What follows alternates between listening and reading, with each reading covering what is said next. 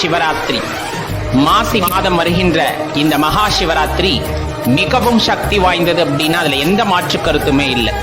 நமக்குள் உறங்கிக் கொண்டிருக்கின்ற அதீத சக்திகளை எழுப்புவதற்கான நாள் அப்படின்னு சொன்னா இந்த மகா சிவராத்திரியை சொல்லலாம். நமக்குள்ள இருக்கின்ற அந்த ஆற்றல்கள் மேலெழும் நாள் அப்படின்னாலும் இந்த மகா சிவராத்திரியை குறிப்பிட்டு சொல்லுவாங்க. இது பெரும்பாலும் பாத்தீங்க அப்படின்னா உடலுக்கு பலவிதமான சக்திகளை வாரி வழங்கக்கூடியது. நமக்குள் இருக்கின்ற உயிர் சக்தியை தட்டி எழுப்பக்கூடிய நாள் அப்படின்னு சொன்னா இந்த நாளை நம்ம குறிப்பிட்டு சொல்லுவோம். அவ்வளவு சிறப்பான நாள். இந்த இரவு நேரத்தில் வில்வார்ச்சனை செய்வது, சிவனுக்கு வில்வார்ச்சனை செய்வது மிகப்பெரிய பலனை உண்டாக்கும். சிவன்கிட்ட என்ன கேட்கணும், எதையும் கேட்காதீங்க, அவரை மட்டும் நினைத்து வழிபடுங்கள். உங்களுக்கு என்ன வேணுமோ எல்லாத்தையுமே தருவார்.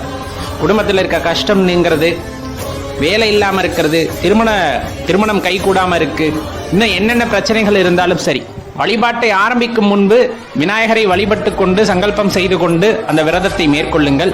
கட்டாயமா நல்லபடியா நிறைவேறும் பட்சத்துல, விரதம் நிறைவேறும் பட்சத்துல எல்லாமே நன்மையாக நடக்கும். நிறைய அதிர்வுகளை உணர்வீங்க. அன்னைக்கு சிவபெருமான் அபிஷேக பிரியர் அப்படின்ட்டு அழைக்கப்பெறுவார். அதனால பாத்தீங்கன்னா இந்த சிவராத்திரி அன்று நடக்கின்ற 4 கால பூஜைகளில் உங்களால் முடிந்தால் அபிஷேகத்திற்கு என்ன பொருள் குறைந்தபட்சம் வாங்கி தர முடியுமோ ஆலயங்களுக்கு வாங்கி தாருங்கள். இல்லையா, முடிந்த அளவுக்கு வில்வம் வாங்கி கொடுக்க முடியும், கட்டாயமா வில்வத்தை வாங்கி கொடுங்கள்.